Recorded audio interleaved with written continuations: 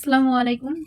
আমার সামনে এক জোড়া বাচ্চা দেখতে পারতেছেন। এগুলা হচ্ছে আমি নিজে হাতে পোস্টারিং করাই। কারণ আজকে কয়েকদিন হলো বাচ্চাগুলা তার বাবা-মার কাছ থেকে আমি আলাদা করে রাখছি।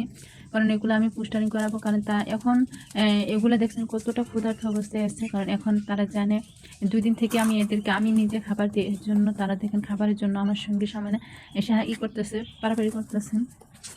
তো এটা হচ্ছে কি যাদের বাচ্চা ধরেন কবুতর অনেক সময় খাওয়াইতে পারে না, ধরুন খাওয়াইতে সমস্যা হয়, ২ টা বাচ্চারে খাওয়াইতে গেলে অনেক সময় কবুতর অনেক সমস্যায় পড়ে যায়।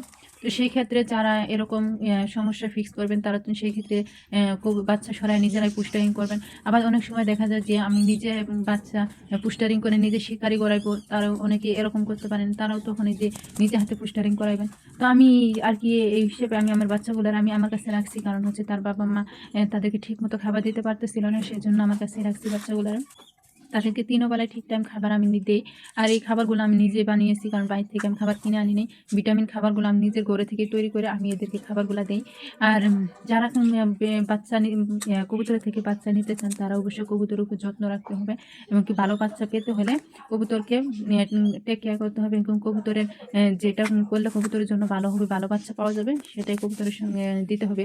আর এখানে দেখেন আমি ওদের আলাদাভাবে একটা বক্সে রাখছি। কারণ বক্সের ভিতরে এখানে অনেক কিছু দেওয়া আছে নিচে, যাতে এদের কোনো সমস্যা না হয়। তার উপরও আমি আবার পেপার বিছিয়ে দিলাম। পেপার বিছিয়ে এর ভিতরে রাইখা দিব।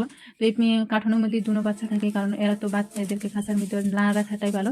এদেরকে সবথেকে বেটার একটা কার্টুনের ভিতরে নরম জায়গায় রাখা। কারণ ওই বাচ্চারা থাকেই নরম জায়গাতে। সেজন্য আমি এদেরকে নরম একটা জায়গা দিয়েছি, সেখানে আমি এদেরকে রাইখা দিই।